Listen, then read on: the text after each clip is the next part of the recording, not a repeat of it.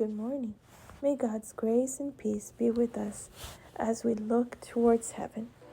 Matthew 11, verse 28 says, "Come unto me, all ye that labor and are heavy laden, and I will give you rest."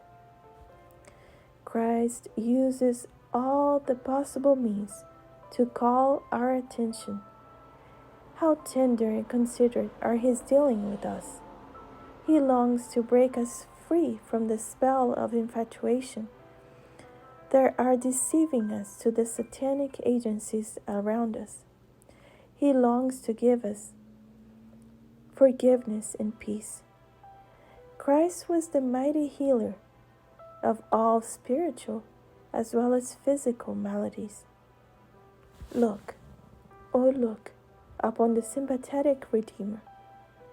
With the eyes of faith, let us behold him walking in the streets of the city, gathering the weak and weary to himself, helpless, sinful human beings, crowding about him.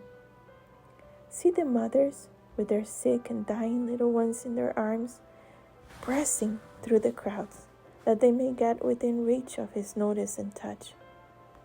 Let our eyes of faith take in the scene.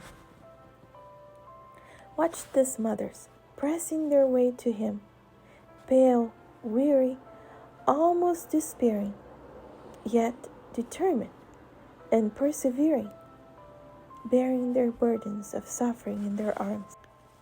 As these anxious ones are being crowded back, Christ makes his way to them step by step, until he is close by their side.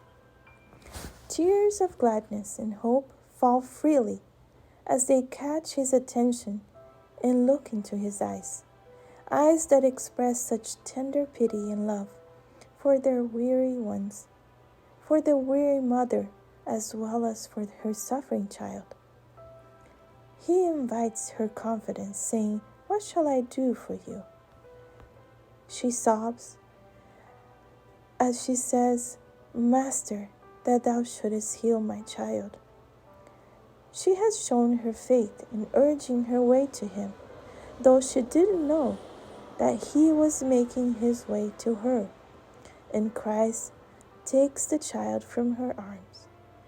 He speaks the word, and the disease flees at his touch. The pallor of death is gone.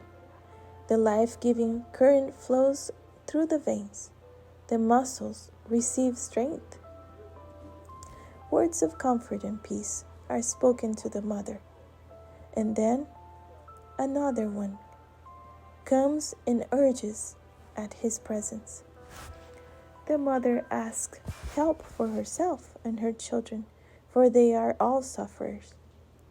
With willingness and joy, Christ exercises his life-giving power, and they give praises and honor and glory to his name, who does wonderful things.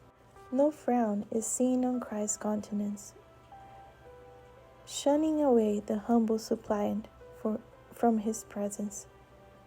The priests and the rulers sought to discourage the suffering and needy, saying that Christ healed the sick by the power of the devil. But his way could not be hedged up. He was determined not to fail or become discouraged. Suffering privation himself, he traveled the country that was the scene of his labor, scattering his blessing and seeking to reach every heart, as he continues to do today, seeking to reach our heart. Let us look towards heaven.